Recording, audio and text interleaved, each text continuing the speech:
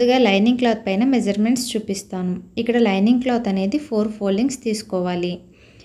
36 size కాబట్టి 36/4 9 అవుతుంది.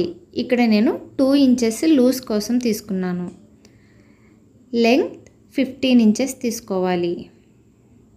15 inches తీసుకొని ఒక స్ట్రైట్ లైన్ అనేది డ్రా చేసుకోవాలి. ఇలా డ్రా చేసుకోవడం వల్ల ఎలాంటి క్రాస్లు అలా రాకుండా నీట్గా వస్తుంది.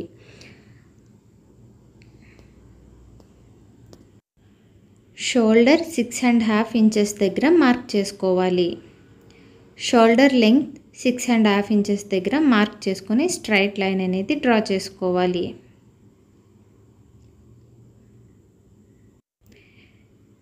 నెక్ విడ్త్ 3 ఇంచెస్ దగ్గర మార్క్ చేసుకోవాలి. బ్యాక్ నెక్ నేను ఇక్కడ 2.5 ఇంచెస్ దగ్గర మార్క్ చేసుకొని బాక్స్లా డ్రా చేసుకోవాలి. ఇప్పుడు ఆర్మ్ రౌండ్ దగ్గర 1 ఇంచెస్ దగ్గర మార్క్ చేసుకొని ఆర్మ్ షేప్ అనేది డ్రా చేసుకోవాలి. నెక్ రౌండ్ షేప్ డ్రా చేసుకోవాలి. అనేటప్పుడు ఇలా ఓపెన్గా ఉన్న ప్లేస్లో ఆర్మ్ రౌండ్, క్లోజ్ ఉన్న ప్లేస్లో నెక్ అనేవి డ్రా చేసుకోవాలి. ఇప్పుడు ఆర్మ్ రౌండ్ కట్ చేసుకోవాలి. నెక్ కూడా కట్ చేసుకోవాలి. ఇప్పుడు నేను ఒక చిన్న టిప్ చెప్తాను. వేస్ట్ రౌండ్ దగ్గర మనం 1 ఇంచ్ క్రాస్గా ఇలా డ్రా చేసుకోవాలి. ఇలా డ్రా చేసుకోవడం వల్ల మనం ఫ్రాక్ వేసుకున్నప్పుడు సైడ్ కిందికి దిగిపోకుండా ఫిట్గా ఉంటుంది. ఇప్పుడు 2 పార్ట్ని సెపరేట్గా చేసుకొని బ్యాక్ పార్ట్ని సైడ్ పెట్టుకొని ఫ్రంట్ పార్ట్కి మళ్ళీ మెజర్మెంట్స్ అనేవి తీసుకోవాలి. ఇక్కడ ఫ్రంట్ నెక్ 5.5 ఇంచ్ దగ్గర మార్క్ చేసుకొని ఫ్రంట్ నెక్ డ్రా చేసుకోవాలి. ఇక్కడ నేను రౌండ్ నెక్ డ్రా చేసుకుంటున్నాను. ఈ నెక్ అనేది మన ఇష్టం వచ్చిన షేప్లో మనకు కావాల్సినట్టు డ్రా చేసుకోవచ్చు.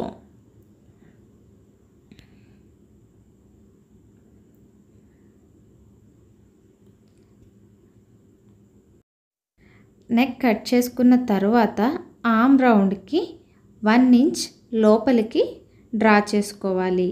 ఇది ఫ్రంట్ నెక్ కాబట్టి 1 ఇంచ్ లోపలికి డ్రా చేసుకోవాలి. ఇలా డ్రా చేసుకోవడం వల్ల మనకి ఫ్రంట్ భాగంలో ఎలాంటి ఒగ్గులు రాకుండా నీట్గా ఫిట్టింగ్ అనేది వస్తుంది. ఆ లైనింగ్ క్లాత్ని పెట్టి నేను మెయిన్ ఫ్యాబ్రిక్ని కూడా కట్ చేసుకున్నాను. నేను హ్యాండ్ లెంగ్త్ అనేది 18 ఇంచెస్ తీసుకున్నాను. సైడ్లో 3 ఇంచెస్ దగ్గర మార్క్ చేసుకొని హ్యాండ్ షేప్ డ్రా చేసుకొని కట్ చేసుకోవాలి.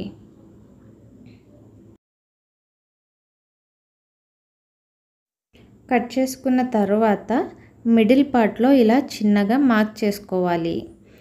ఇప్పుడు ఫ్రంట్ పార్ట్ వచ్చే హ్యాండ్స్కి ఒక 1/2 ఇంచ్ లోపలికి కట్ చేసుకోవాలి. ఇలా కట్ చేసుకోవడం వల్ల ఆర్మ్ రౌండ్ దగ్గర హ్యాండ్స్ ఫిట్టింగ్ అనేది బాగుంటుంది. బాటమ్ లెంగ్త్ 25 ఇంచెస్ మార్క్ చేసుకొని కట్ చేసుకోవాలి.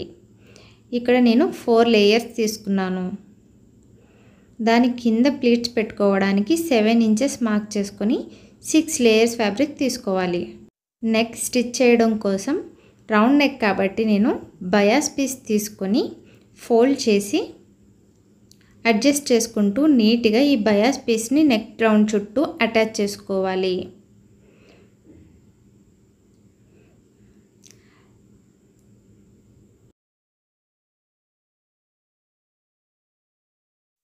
అటాచ్ చేసుకున్న తర్వాత ఎక్స్ట్రా ఉన్న పీస్ని కట్ చేసుకొని అక్కడక్కడ ఇలా సిజర్తో కట్ చేసుకోవాలి. ఇలా కట్ చేసుకోవడం వల్ల నెక్ షేప్ అనేది నీట్గా వస్తుంది.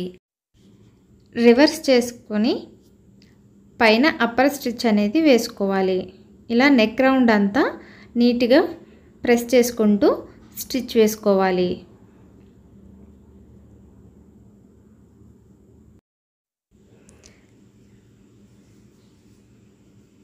సేమ్ అలానే ఫ్రంట్ పార్ట్ నెక్ కూడా స్టిచ్ చేసుకోవాలి. ఇప్పుడు 2 నెక్లు నీట్గా స్టిచ్ చేసుకున్న తర్వాత ఫ్రంట్ పార్ట్ని బ్యాక్ పార్ట్ని షోల్డర్స్ దగ్గర అటాచ్ చేసుకోవాలి. ఇలా షోల్డర్స్ ఈక్వల్గా పెట్టుకొని నీట్గా అడ్జస్ట్ చేసుకుంటూ స్టిచ్ చేసుకోవాలి.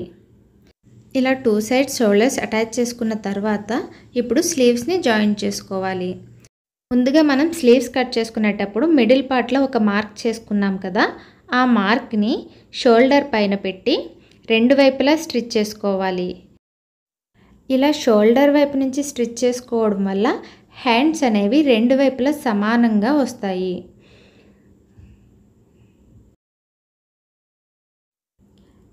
ఇప్పుడు రివర్స్ చేసుకొని రెండవ వైపు కూడా హ్యాండ్ పార్ట్ అనేది అటాచ్ చేసుకోవాలి. ఇలా అటాచ్ చేసుకోవడం వల్ల హ్యాండ్స్ అనేవి మనకి ఈక్వల్గా అటాచ్ అవుతాయి.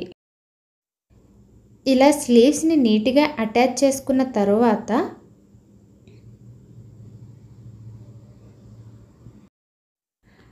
ఫ్రంట్ అండ్ బ్యాక్ మిడిల్ పార్ట్లో ఇలా మనం ఒక మార్క్ చేసుకోవాలి. ఇలా మార్క్ చేసుకున్న మార్క్ దగ్గర నుంచి 3 to 4 ఇంచెస్ దగ్గర మార్క్ చేసుకోవాలి. ఇలా రెండు వైపులా 3 to 4 ఇంచెస్ దగ్గర మార్క్ చేసుకోవాలి. ఈ మార్క్స్ చేసుకున్న దగ్గరని ఇలా ఫోల్డ్ చేసుకొని డాట్ అనేది స్టిచ్ చేసుకోవాలి.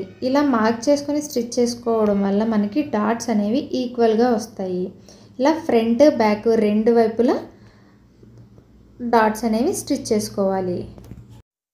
బాటమ్ పార్ట్కి గ్యాదర్స్ తీసుకోవడం కోసం నేను ఒక స్టిచ్ అనేది వేస్తున్నాను. ఇలా వేసిన తర్వాత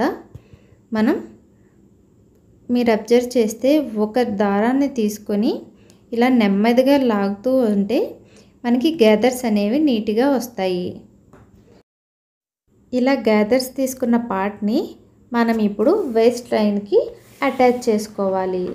ఈ గ్యాదర్స్ని మన వేస్ట్ లూజ్ ఎంత ఉందో అంతవరకు అలా అడ్జస్ట్ చేసుకుంటూ నీట్గా స్టిచ్ చేసుకోవాలి. ఇలా మొత్తం వేస్ట్ లైన్ అంతా వచ్చేలా అడ్జస్ట్ చేసుకుని స్టిచ్ చేసుకోవాలి. చూడండి ఎంత నీట్గా వచ్చినాయో.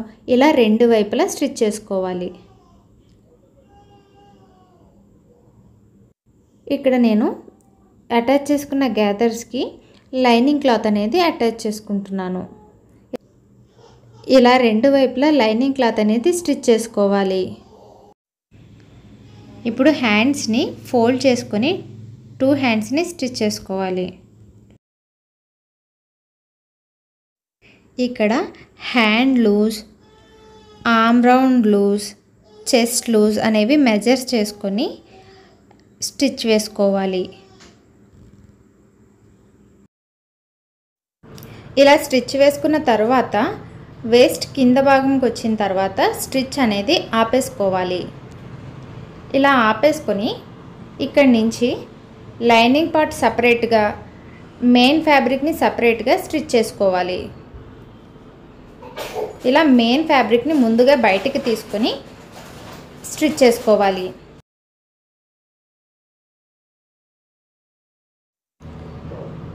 తరువాత మెయిన్ ఫ్యాబ్రిక్కి ఇలా చిన్నగా కట్ చేసుకోవాలి. ఇలా కట్ చేసుకోవడం వల్ల మనకి పైన వైపు ఎలాంటి ఒగ్గులు రాకుండా నీట్గా వస్తుంది. ఇప్పుడు లైనింగ్ ఫ్యాబ్రిక్ని కూడా స్టిచ్ వేసుకోవాలి. ఇలా మొత్తం స్టిచ్ అయిపోయిన తర్వాత ముందుగా మనం కట్ చేసి పెట్టుకున్న పీసెస్ని కూడా కింది వైపు ఇలా ప్లీట్స్ పెట్టుకొని అటాచ్ చేసుకోవాలి. కింది వైపు ఇలా ఫోల్డ్ చేసుకొని స్టిచ్ చేసుకోవాలి.